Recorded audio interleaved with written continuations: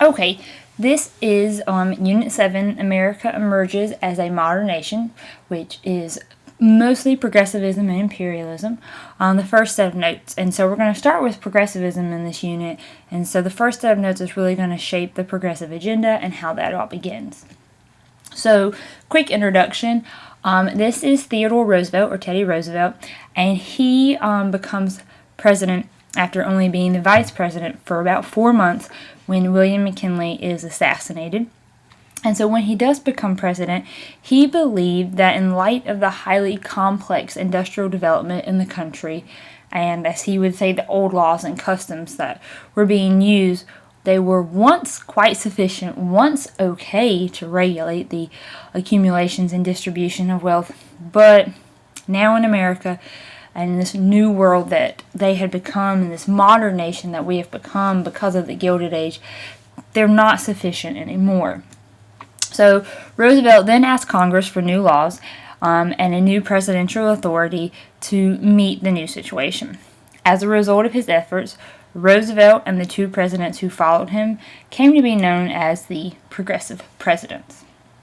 So what makes us this modern nation? Well, one, it's the Gilded Age and the things that we get out of it, and one of those is the dawn of mass culture. So let's look at a few of those things. We see our first amusement parks at the turn of the century. So to meet the needs of recreational, once city dwellers, many in places like Chicago and New York, set aside precious green space for outdoor enjoyment. So not just Central Park. Many cities did build playgrounds and playing fields and neighborhoods for their citizens, but we also get to see roller coasters for the daredevils of their time. And so you see those at Coney Island in 1884, and the first Ferris wheel at the World's Fair, which was in Chicago in 1893. But people are, towards the end of the Gilded Age, beginning of the Progressive Era, are beginning to have a little bit more free time, and so they need things to do. And so that is where we get our first amusement parks. And keep in mind, all these roller coasters are wooden, even the loop-de-loop one. You also see the birth of spectator sports in America. So Americans not only participated in new sports, but became avid fans of spectator sports, such as boxing and baseball. And so some of the sports that they participated in would be like bicycle riding and tennis and things like that. But you also see the spread of mass culture. And so we see that through the circulation of newspapers, the promotion of fine arts, and popular fiction. This is when you're going to get books like Huckleberry Finn from Mark Twain. But now people can easily access newspapers a little bit more so and have the time to read them. As well, there are new ways of selling goods, and so you start to see the first urban shopping areas, and the growing cities really made promising targets for entrepreneurs, merchants. The first shopping center actually opened in Cleveland, Ohio in 1890. And the retail districts formed were, around those public transportation systems that we had talked about in the Gilded Age, the electric trolley and things like that, because it could really easily bring shoppers from the outlying areas in. You also see the first department stores like Macy's during this time period. And so actually the first department store was in Chicago, and they discovered that if you were to pay close attention to your female shoppers, that you could actually bring in more money. As well, so we've got urban shopping and department stores. You see the first chain stores. And so we have a lot of chain stores today. Walmart and Targets, those are all chain stores. And so those start to emerge in America. And all of this is because of advertising, which helped to aid the consumerism many Americans were having. And so they do that through a lot of catalogs, like the Sears catalog here, that brought merchandise to the small town. So if you couldn't get to the department stores or the chain stores, you could order it through a catalog. Now, at the turn of the 20th century, we do see prosperity that caused big changes in Americans' daily lives, and at the same time, the nation's growing industrial sector faced a lot of problems that called for reform. And we looked at a lot of those problems in Unit 6 during the Gilded Age and becoming this industrial world power. We saw the problems that were created. So we have to fix those in the progressive area, and that takes us to the revolt of the intellectuals, who have ways, they think, to fix these problems. So, long before Teddy Roosevelt became president, numerous people in the United States were thinking about how best to respond to the extraordinary changes brought about by immigration, urbanization, and the rapid industrialization boom that the country is experiencing and had experienced.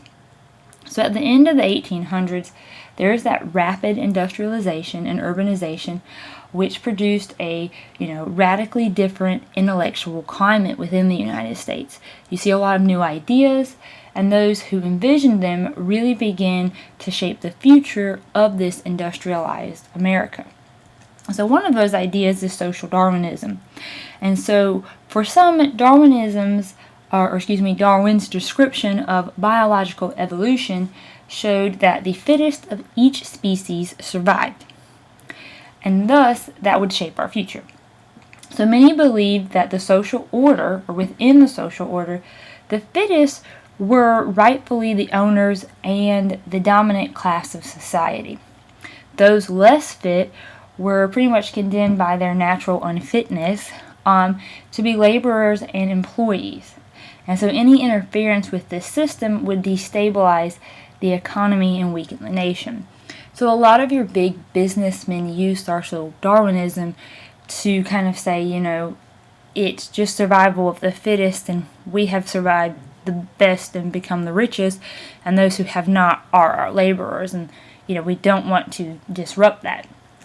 Not everyone really agreed with the idea of social Darwinism being applied to business, but rather saw it more as just an easy way out, very unethical justification for the few privileged. Normally these individuals believe that wise people could and should intervene in the economy to make it more just. So those who disagree with social Darwinism are like, well, those who are fit enough to have all these things should actually step in and make it better for everybody. The other thing that kind of brings awareness to everything that has happened due to the Gilded Age are some journalists, and they were called muckraking. So the trend towards really like investigative type reporting to expose the misconduct of important people or organizations started to emerge, and many who wrote these stories of these situations became known as muckraking journalists. They're referred to muckraking because it's kind of like the job of raking up the filth. Muckraking journalists saw it as their duty to expose the filth and the corruption of the corporations to the American people. Now, not everyone liked this new investigative journalism, which is pretty much what our news is today. And those who objected included more than just those actually big corporations being investigated. President Roosevelt thought that these journalists described problems but then failed to offer any solutions. So they were just causing more of a problem because it's like, oh, they're not doing this right. But they never offered any suggestions to fix it. He is actually the one responsible with coining the term muckrakers, excuse me. And he said that the journalists were just simply raking up the muck from the bottom of society's palm, and so that actually ended up sticking. But for many, the term became a term of respect. And so here are a couple of examples of some muckraking journalists, muckraking.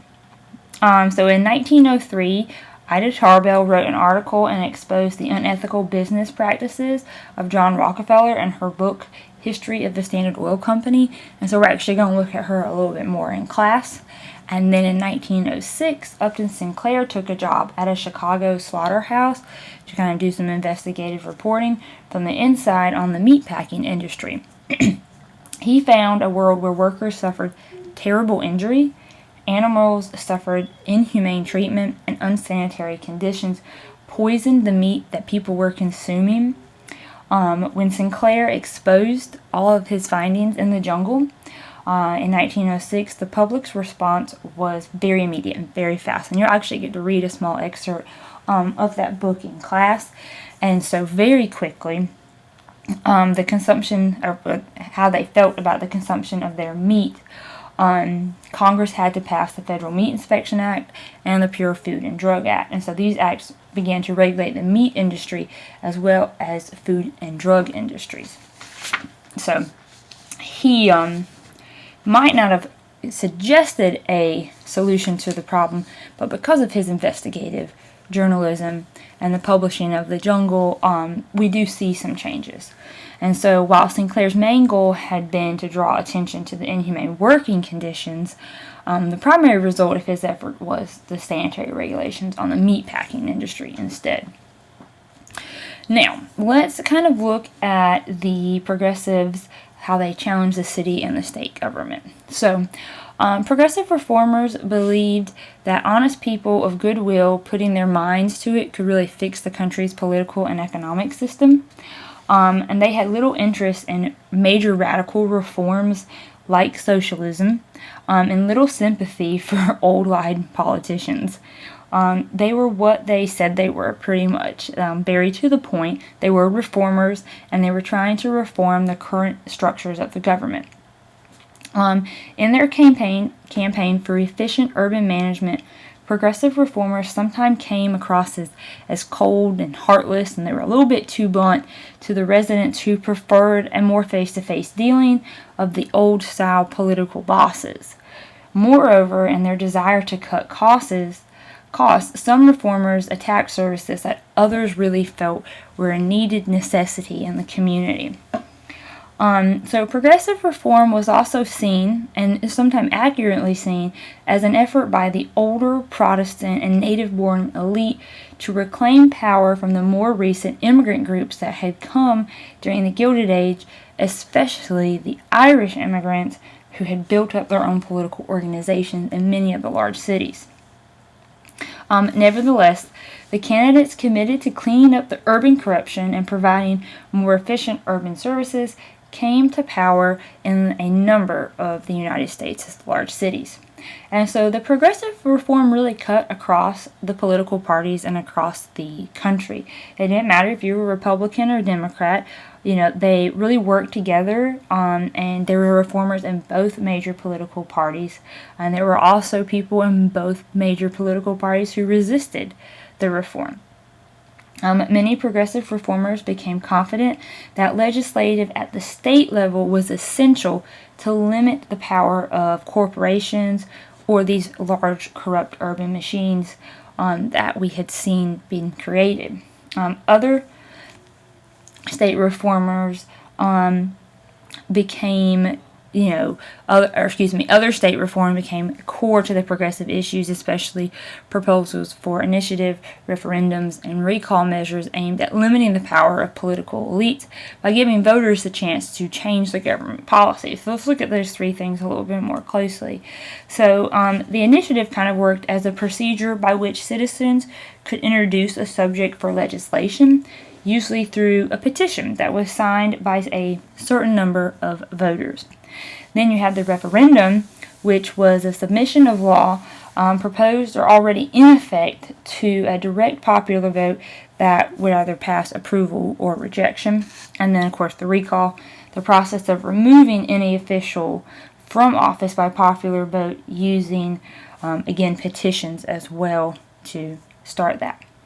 So, initiative, referendums, and recalls were typically progressive measures based on the same assumption that drove the muckraking journalist, that, pretty much an educated and an informed public would do the right thing. It's just they couldn't do the right thing because they didn't know what was happening. Governors and legislators also adopted other reforms in the progressive eras. Workers who were injured on the job had been, pretty much left on their own and blamed for the accidents. But progressive workers or reformers would pass worker compensation laws. Some passed limits on the length of the workday, but still, even at this time, the limit on the workday was more just for women. And then they did try to pass and were somewhat possible in getting regulations on safety and working conditions. So that's just a little bit. Now in class we're going to look at the following major progressive reformers much more deeply. So you've got like Jane Addams. We talked a little bit about Upton Sinclair. Jacob Riis, which we saw in the video in Unit 6. Ida Tarbell, we talked a little bit about her. W.E.B. Du Bois, Booker T. Washington, Margaret Sanger, and Susan B. Anthony is going to come back as well. As well with the progressives, remember how we talked about Teddy Roosevelt was a major progressive president, but William Taft and Woodrow Wilson are the two presidents that follow him that are really going to push these progressive reforms. So, to wrap everything up, as America began to change and grow from this industrial boom and the corporations of the Gilded Age, the treatment and the corporations had to be stopped to a point. And America needed a change. America needed a progressive plan and a leader to guide her into that modern age. And a lot of people think that Teddy Roosevelt was just the person to do it.